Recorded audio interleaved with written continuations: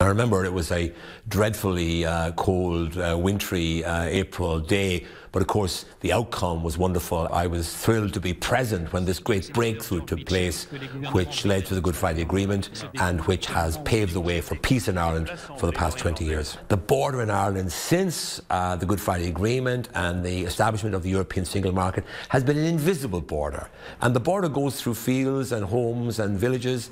It would be practically impossible anyway to harden that border, but there is a consensus shared by I think everyone that hardening the border would be economically disruptive and politically very risky.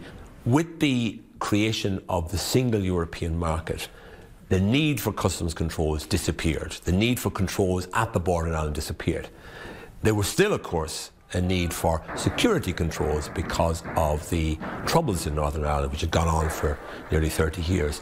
With the Good Friday Agreement, the security reason for having border controls came to an end, and that was the reason why the border became completely invisible and has been so now for the best part of the last 20 years. The issue really has to do with customs controls, that if the UK is outside the customs union, then there is an issue about the border in Ireland, but in our view that issue cannot be solved by having a hard border, and that is the position of the entire European Union, and it's a position that Britain has signed up to.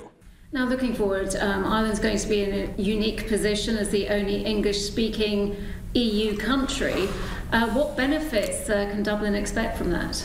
Overall, we believe that Brexit is a loss for Ireland because of the potential disruption to trade and our relations with Britain, but there will be an upside.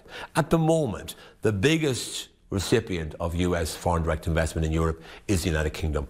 That will change because from now on, an American company wanting a base in Europe will not be able to guarantee that placing that company's investments in Britain will provide that access to the European markets. So therefore, Britain becomes less attractive from the point of view of American investors, and Ireland will become more attractive.